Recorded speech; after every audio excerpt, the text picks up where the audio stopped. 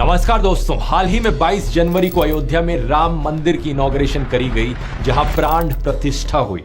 प्राण का मतलब है जीवन या लाइफ, प्रतिष्ठा का मतलब है एस्टैब्लिशमेंट या स्थापना।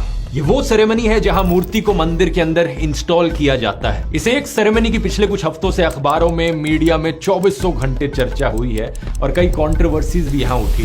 देश भर के भक्तों को उस वक्त का इंतजार है जब मंदिर में रामलला की प्राण प्रतिष्ठा की जाएगी। मेरा लघु पुष्पक अब मुझे लक्ष्मण किला लेकर आ चुका है। पाकिस्तान में भी जय श्री राम हो रहा है। He's only drinking coconut water for 11 days. खुद को 18 घंटे खपाया, तब जाकर मोदी ने राम को पाया। कुछ पॉलिटिकल पार्टीज ने और 4 मेन शंकराचार्य ने इस इवेंट को अटेंड नहीं किया। आइए समझते हैं इन चीजों को आज के इस वीडियो में, लेकिन साथ साथ मैं इस मौके का इस्तेमाल करना चाहूंगा इस वीडियो में श्री राम की क्वालिटीज को डिस्कस करने के लिए भी, क्योंकि राम का नाम लेना तो बहुत आसान काम है, लेकिन श्री राम की वैल्यूज और प्रिंसिपल से सीखना और उन्हें अपने ऊपर अप्लाई करना बहुत मुश्किल है।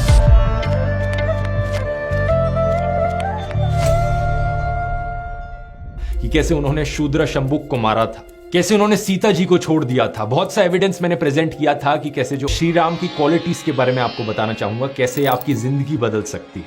और इससे फर्क नहीं पड़ता चाहे आप हिंदू हो, मुस्लिम हो, सिख, क्रिश्चियन, बुद्धिस्ट, जैन, पारसी या एथिस्ट ही क्यों ना हो। और हमेशा की तरह मैं ओरिजिनल वाल्मीकि रामायण के सोर्सेज भी कोट करूंगा, लेकिन उस पर जाने से पहले हम इस इवेंट की बात करते हैं। कौन इस इनॉग्रेशन सेरेमनी में गया, कौन नहीं गया और क्यों नहीं गया। बीजेपी के सीनियर लीडर्स एल.के. अडवाणी और मुरली मनोहर जोशी ये 1990 से ही राम मंदिर एजिटेशन मूवमेंट के सबसे बड़े लीडर्स रहे थे। जिस स्थान पर भगवान राम का जन्म हुआ था, वहां पर मंदिर के निर्माण को कोई शक्ति रोक नहीं सकती और मंदिर वहीं पर।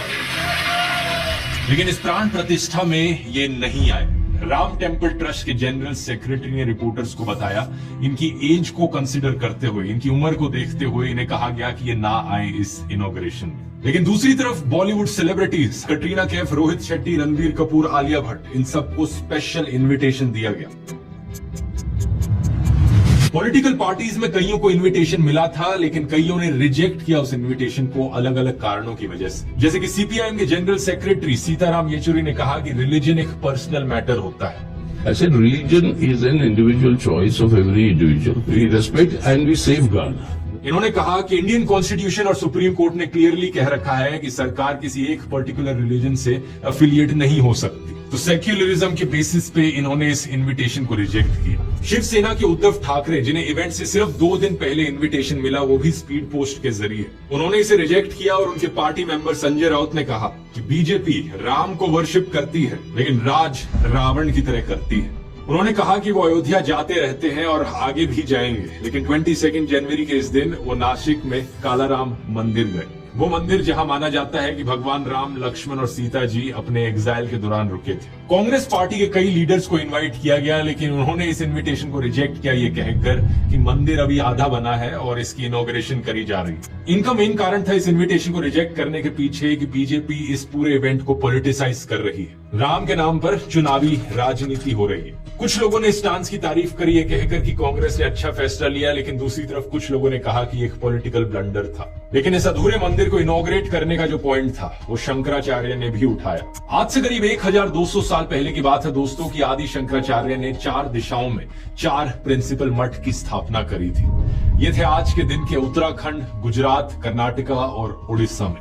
हर एक मठ के एक मुख्य पुजारी थे जिन्हें शंकराचार्य कहा गया। तो 4 मठ, 4 शंकराचार्य। इन 4 में से किसी ने भी इस इवेंट को अटेंड नहीं किया। पूरी शंकराचार्य ने निश्चलानंदा सरस्वती ने कहा कि ये जो सेरेमनी हुई, ये हिंदू स्क्रिप्चर्स के अकॉर्डिंग नहीं थी। विधिवत प्रतिष्ठा होनी चाहिए। राम जी को मानते हैं तो राम जी मर्यादा पुरुषोत्तम थे या नहीं, राम जी की प्रतिष्ठा भी शास्त्रीय विधि से होनी चाहिए। शंकराचार्य अभिमुक्तेश्वरानंद सरस्वती, जो उत्तराखंड मठ के शंकराचार्य हैं, उन्होंने इस चीज को एक्सप्लेन किया।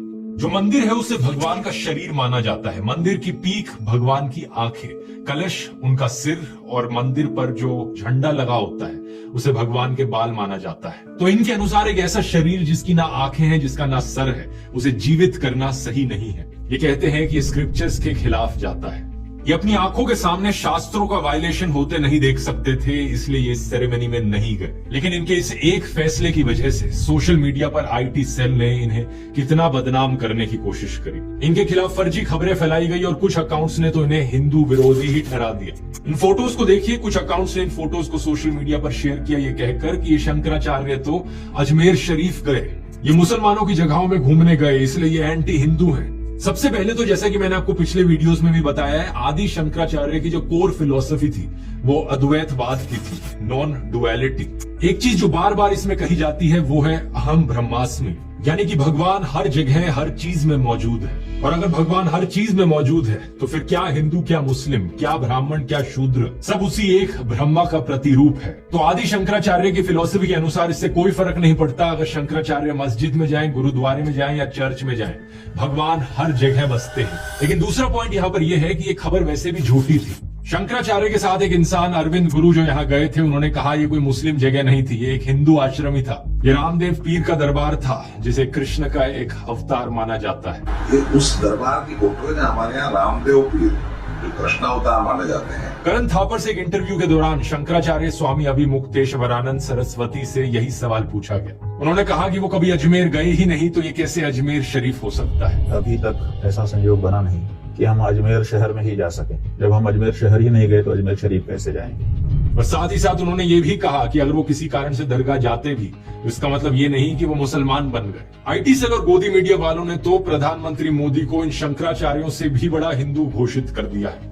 कुछ तो उन्हें विष्णु का अवतार भी कहते हैं, लेकिन प्रधानमंत्री मोदी भी तो दरगाह गए हैं, क्या वो मुसलमान बन गए करके। एक दूसरी फर्जी खबर फैलाई गई इन शंकराचार्य को बदनाम करने के लिए कि इन्होंने 5 लाख रुपए लिए थे इस इनॉग्रेशन के इनविटेशन को रिजेक्ट करने के लिए। इस खबर में ना कोई सर था, ना कोई पैर, ना कोई सबूत। पत्रकार हो इसका मतलब ये थोड़े है कि आप कुछ भी चाहते होगे। 5 लाख रुपया लेकर के तृप्त हो गए, ऐसा सब आप अपने शंकराचार्य के लिए चाहते हो आप। और जब आपसे पूछता है शंकराचार्य तो आप उसका स्पष्टीकरण नहीं दे पाते हो। कहाँ से पता चला कि 5 लाख रुपया किसने दिया, कहाँ दिया, कब दिया, बताओ ना। इस बात को देखकर शंकराचार्य खुद हैरान थे। आखिर ऐसी फर्जी खबर बिना कोई सबूत के क्यों चलाएगा शंकराचार्य को बदनाम करने के लिए। इससे एक चीज साफ पता चलती है दोस्तों कि आज के इस दौर में अगर आप बीजेपी या प्रधानमंत्री मोदी के द्वारा लिए गए किसी भी फैसले से असहमत हो और अपनी राय पब्लिक के सामने बोल देते हो तो आपको बदनाम करने में, आपको गालियां देने में कोई कसर नहीं छोड़ी जाएगी। कौन हिंदू है, कौन एंटी हिंदू, इसके सर्टिफिकेट्स बांटने के लिए नमूनों की पूरी फौज खड़ी है। और दिलचस्प बात यह है कि इन्हें राम की कोई परवाह नहीं है। राम के नाम पर इन्हें बस पॉलिटिक्स खेलनी है।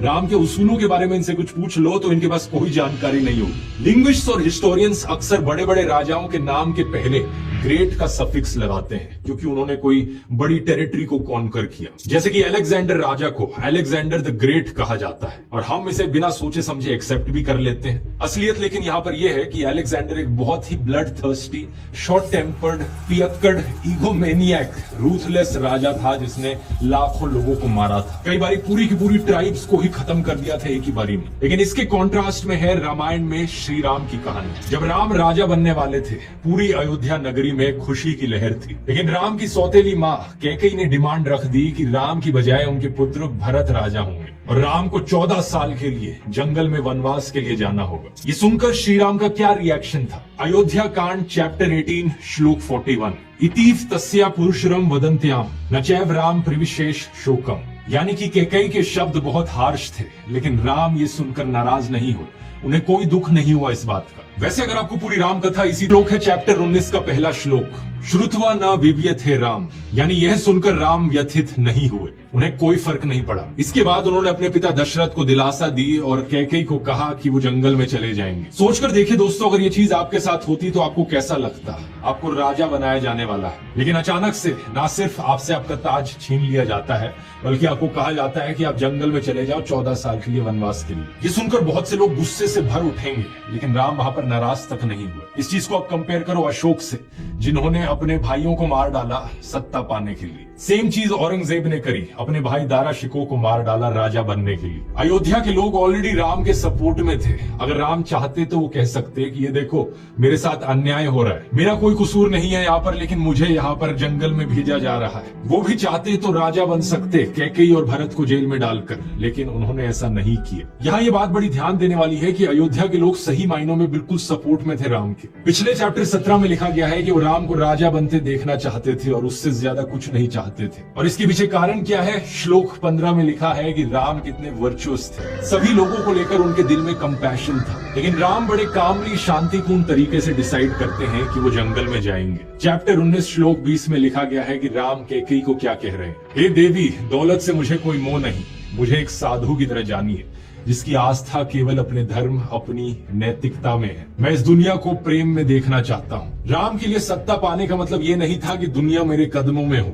उनके लिए सत्ता पाने का मतलब था कि वो जनता को सर्व कर सके। लेकिन आज के दिन लोगों का बिहेवियर इसका उल्टा ही होता है। लोग बिना शर्म के कहते हैं कि मुझे पावर का नशा है। सत्ता पाने के लिए किसी भी हद तक गिरने में कोई दिक्कत नहीं है। लोग ऐसी कहावतें सुनाते हैं कि प्यार और जंग में सब जायज है, चढ़ते सूरज को सलाम, जिसकी लाठी उसकी भैंस। मैं तो उसका साथ दूंगा जिसका जीतने का चांस है। जो जीता वही सिकंदर, जो हारा वो बंद। करते वक्त कैकेयी को लेकर उनके दिल में कोई भी दुर्भावना नहीं थी। चैप्टर 19 श्लोक 24 बस वो एक कंप्लेन करते हैं कैकेयी को, भरत को राजा बनाना था तो आपने पिताजी को क्यों कहा, सीधा मुझे ही क्यों नहीं कहा?